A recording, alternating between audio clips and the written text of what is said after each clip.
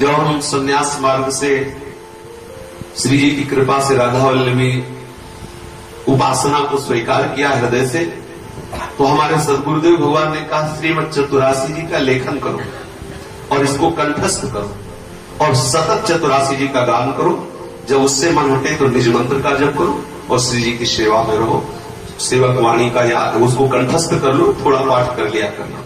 और सुधानिधि को भी कंठस्थ कर लो। गुरु कृपा से तीनों वाणियां कंठस्थ हुई।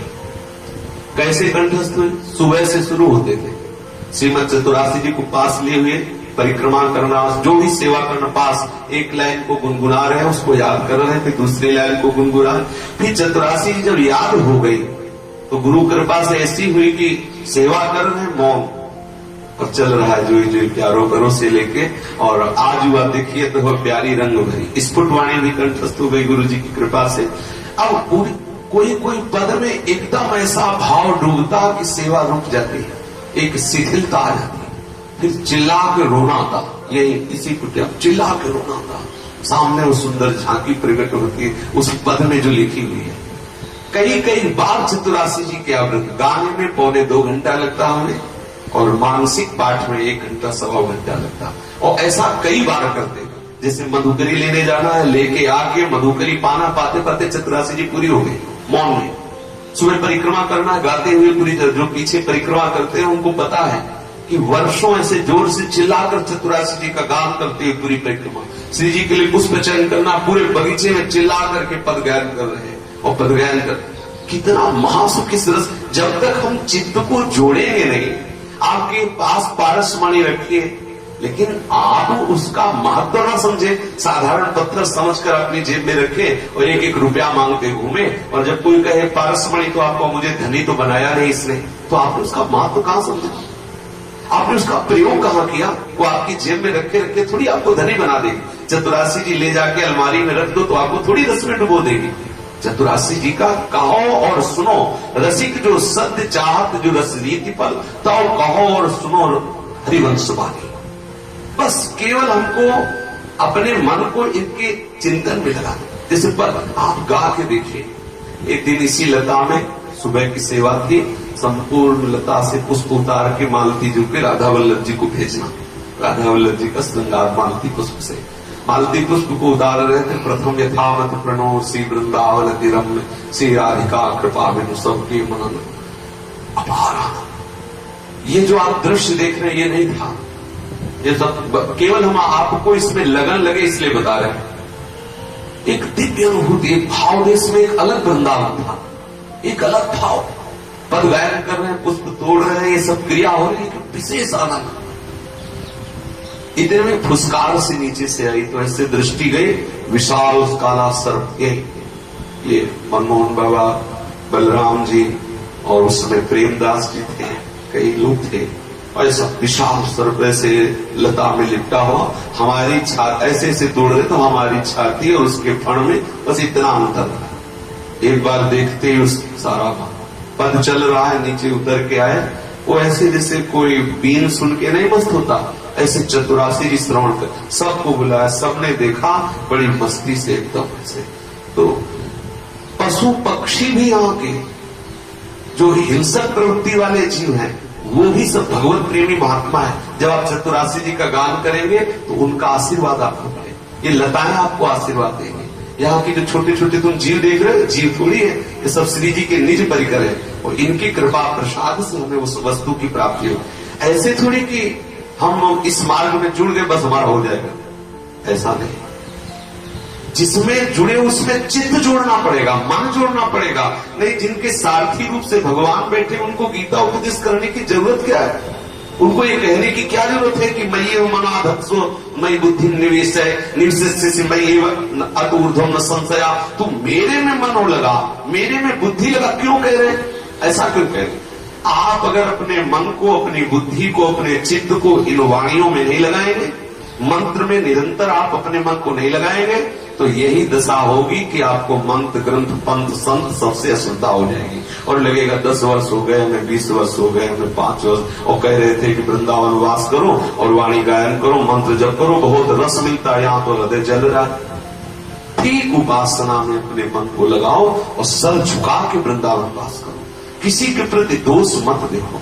अगर जहां दोष दिखाई दे तो पलट कर अपने हृदय में देखो कि मेरा अंतःकरण मलिन है, इसलिए हमें किसी पे दोष दिखाई दे रहा है। यहाँ तो सब प्रियाजू की सहचरियां विराजमान है। श्री जी का यह निज महल है। निर्दोष दृष्टि से भाव पूर्वक वृंदावन का सेवन किया जाए और सदैव मन को ग्रंथ में लगाया जाए, वाणी में लगाया जाए और नाम जप में लगाया जाए, निज मंत्र में लगाया जाए, तो कुछ ही समय में आप देखेंगे कि आपके हृदय में आनंद ही नहीं, आनंद की उफान, जैसे बटलोई चढ़ा दी जाए आग पे और उसमें उफान आती, ऐसे उफान आनंद का आता है। विकलता आती है, एक एक रोग बलिहारी जाता है कि ऐसी मुझ अधम पर कृपा। तो प्रियाजू किसी का पक्षपात थोड़ी लेती है, वो तो सब पे बराबर कृपा किए हुए हैं। अब आप उस कृपा पे मन को न लगा के पानी में मीन पियासी मैं सुन आवे हासी, अरे थोड़ा झुको, अंजलि भर के पियो, तो जल में ही खड़े हो। अब जल में खड़े हो और पानी पियो ना स्वयं और कहो मुझे प्यास लगी है, तो हंसना ही तो होगा। आनंद सिंधु मध्य तो वासा, आनंद समुद्र में तुम्हारा वास है और तुम प्यास रट रहे हो।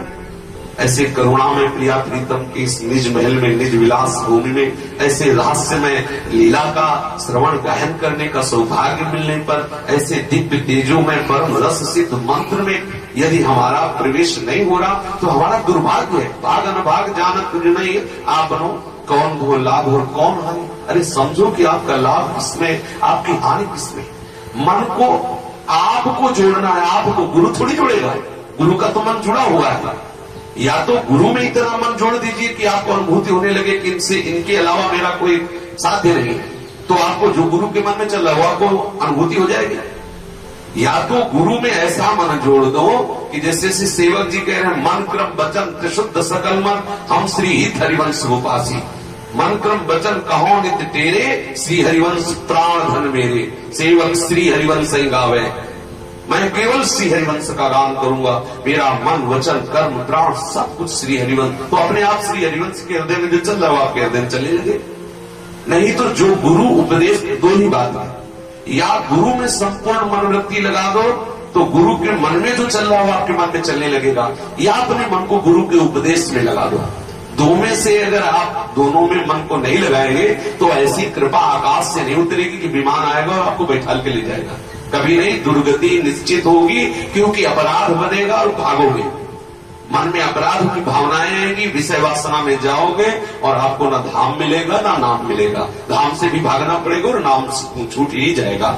सावधान होते हुए साधक सावधान, सदैव सावधान होकर अपने चित्त को प्रियालाल में जोड़ता रहे। हमारा वर्तमान, कई बार हम सत्संग में कहते हैं कि यदि हमारा वर्तमान नाम वाणी में जा रहा है तो मुझे चिंता क्या करना प्रियालाल की, कि मिलेंगे कि नहीं मिलेंगे, अभी कोई फल नहीं। ये साधारण बात है।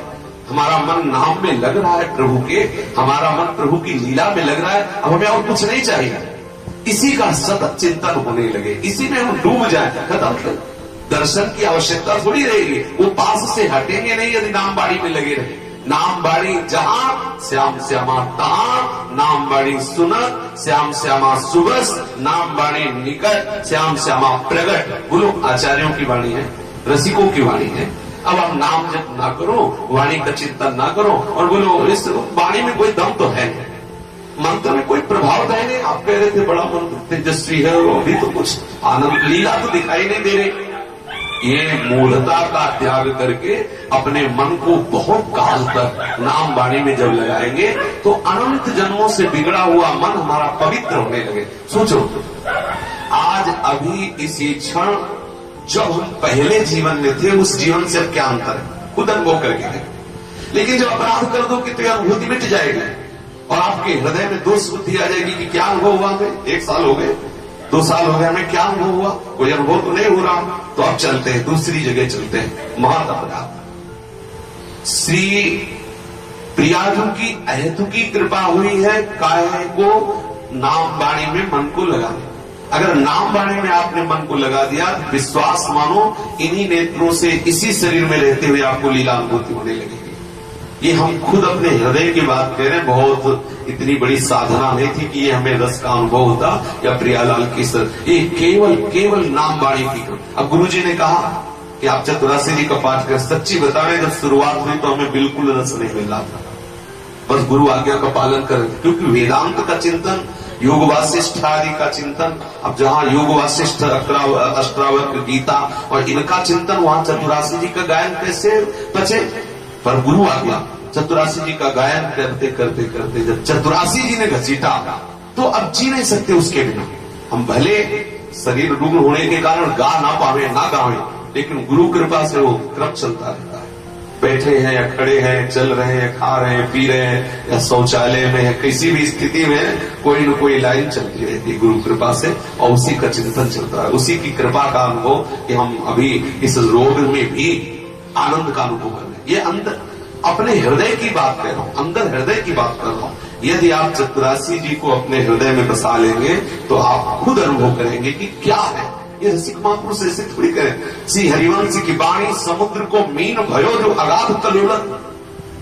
आप इस प्रेम समुद्र में डूबने के लिए ही तो आए, तो आपको सुख मिले चाहे ना मिले, आप करके तो देखिए। ऐसा नहीं कि एक बार पाठ किया और फिर देखो कि है कि नहीं, नहीं है तो विषय चिंतन करेंगे, बिल्कुल नहीं। 24 घंटे सावधान होकर काफी समय तक लगे रहो। देखो जन्म जन्म मन जतन करा ही